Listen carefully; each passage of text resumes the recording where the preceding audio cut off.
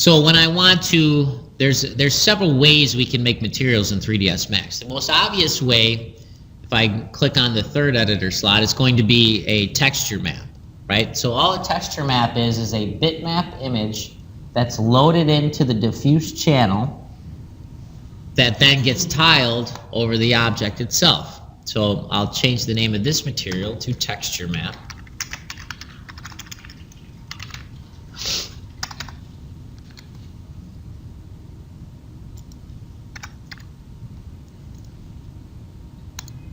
And then under the maps area on the rollout, I see all the channels that I can begin to layer up my material. So I have a reflection channel, a refraction channel, self-illumination channel, my roughness channel, index of refraction channel, so on and so forth. I can have a bump, so it gives a little bit of grainy texture to it if I want.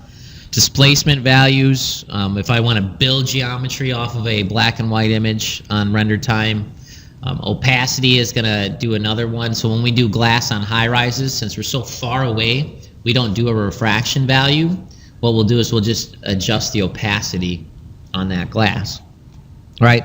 But for the most basic operations, I'm going to click on the diffuse channel, and I go to the maps area, and under standard, it allows me all these other things. So each one of these is going to do something different for you. Cellular is going to be a different procedure. It's going to have cellular-like nature to it. Or I can have a checkerboard. The fall off is something we'll use for mirror or for glass. So when I look at a piece of glass, when I look at it on an oblique angle, it reflects. When I look directly on at it, I can see through the object. So we handle that with a fall off.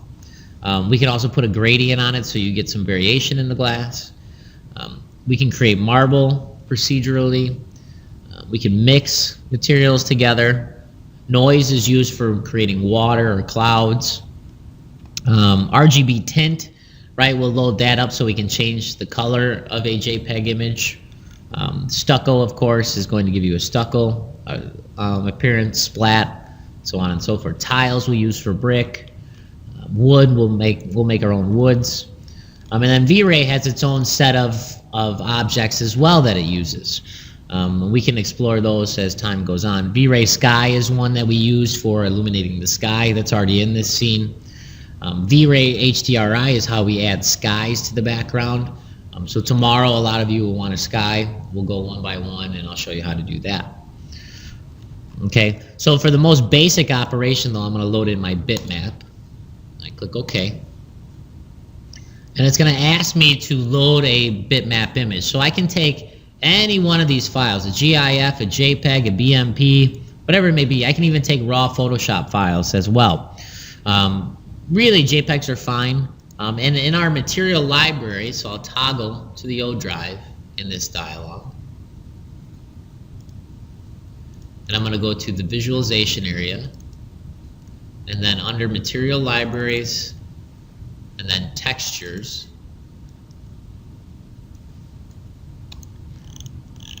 I can load in a wood image.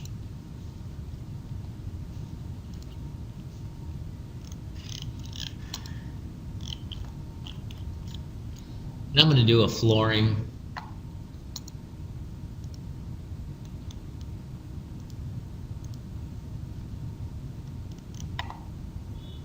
It's up to you which one you want to pick. I'm just going to pick one that I know I can work with here. So that works well. WDP 01. And I'll click open.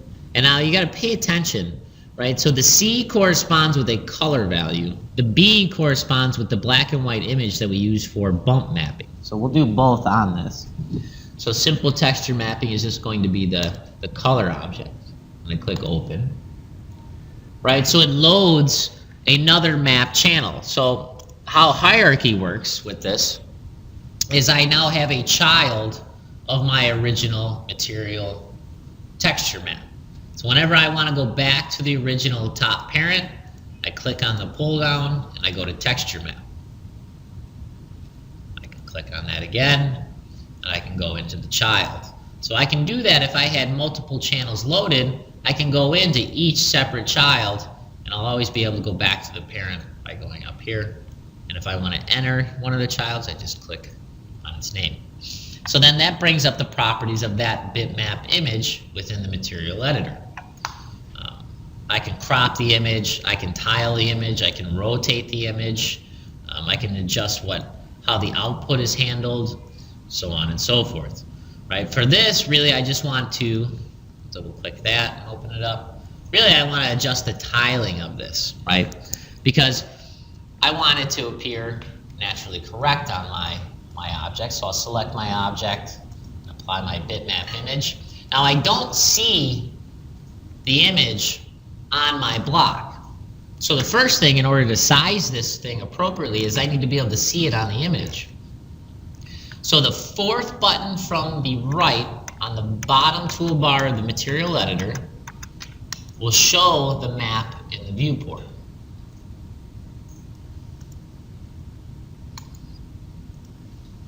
All right, and if I zoom in here, I can see that I know that this object's 20 feet by 20 feet. So that's definitely out of scale. So I'll adjust the tiling to correspond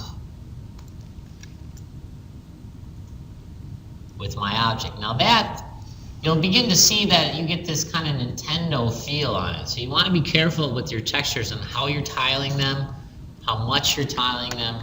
Okay, and then I can click render.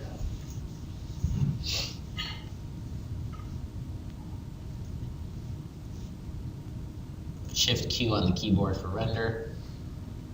And I can see my wood material on my object.